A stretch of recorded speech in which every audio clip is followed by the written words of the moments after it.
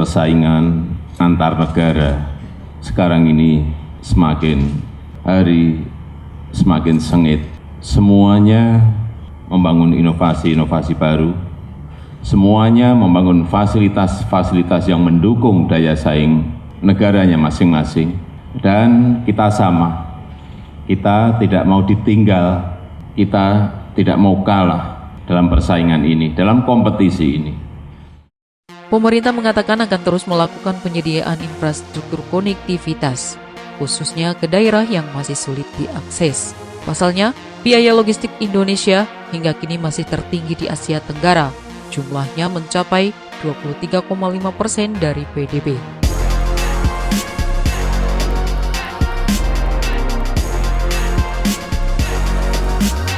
Pekerjaan rumah yang tersisa kini tinggal menurunkan biaya logistik. Biaya logistik Indonesia saat ini masih 23,5% dari PDB. Angka ini masih tertinggi di antara negara-negara Asia Tenggara. Biaya logistik ini harus dipungkas, tulis laporan tahunan pemerintah Jokowi Ma'ruf 2020. Untuk itu pemerintah terus menggarap dan mengevaluasi program tol laut. Konsepnya sendiri bukanlah membangun jalan tol di atas laut. Tol laut merupakan istilah untuk sistem distribusi logistik menggunakan kapal besar yang menghubungkan pelabuhan di jalur utama atau rute utama.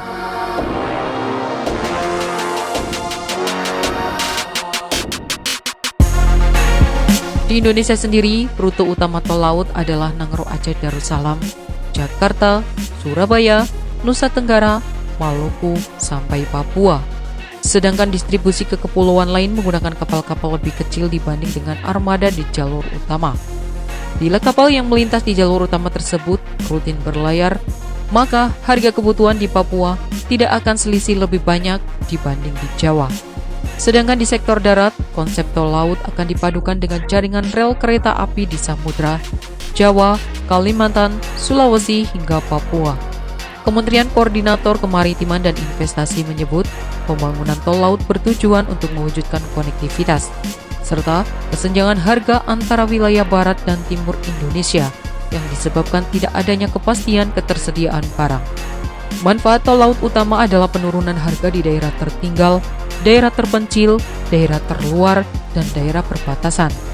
Sebab selama ini terjadi disparitas atau kesenjangan harga pada beberapa barang kebutuhan pokok.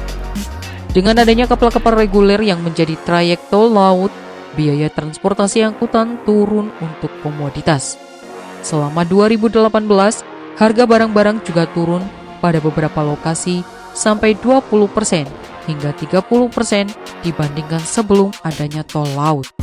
Kesimpulannya, manfaat tol laut adalah untuk mewujudkan nawacita pertama, yaitu memperkuat jati diri bangsa Indonesia sebagai negara maritim terbesar di dunia. Kemudian untuk meratakan ketersediaan komoditas atau barang kebutuhan pokok dan barang penting lebih terjamin di seluruh wilayah Indonesia. Ketiga, berkurangnya fluktuasi harga antar waktu dan mengurangi disparitas harga serta memfasilitasi pemasaran produk unggulan daerah. Tujuan lain adalah meningkatnya investasi di daerah, khususnya untuk peningkatan nilai tambah sebagai muatan balik. Berikutnya meningkatkan kesejahteraan seluruh lapisan masyarakat Indonesia, serta meningkatkan pembangunan infrastruktur di seluruh wilayah Indonesia dan mengurangi tingkat pengangguran di Indonesia. Mengutip Badan Pembinaan Hukum Nasional BPHN, menurut Peraturan Presiden Perpres RI Nomor 3 Tahun 2015 tentang perubahan atas Perpres Nomor 43 Tahun 2014 tentang Rencana Kerja Pemerintah Tahun 2015, pembangunan tol laut termasuk dalam pengembangan ekonomi maritim dan kelautan. Pengembangan ekonomi maritim dan kelautan adalah sektor unggulan pemerintah Indonesia sejak 2015. Pembangunan kemaritiman sangat penting mengingat Indonesia adalah negara kepulauan yang kaya akan hasil laut. Pembangunan ekonomi maritim dan kelautan difokuskan pada menghubungkan pulau-pulau melalui jaringan lalu lintas nasional tol laut dan meningkatkan komoditi hasil laut. Hingga kini, dalam laporan tahunan pemerintah Jokowi Ma'ruf 2020, tol laut sudah memiliki 20 trayek yang menghubungkan banyak daerah yang sulit diakses. Di tahun 2019, program tol laut mengangkut muatan sebanyak 245.378 ton. PT Pelni sebagai salah satu BUMN operator tol laut mencatat kinerja kapal barang pada triwulan 3 2020 naik 230% menjadi 2.370 teus dibandingkan dengan periode yang sama tahun lalu sebesar 725 teus.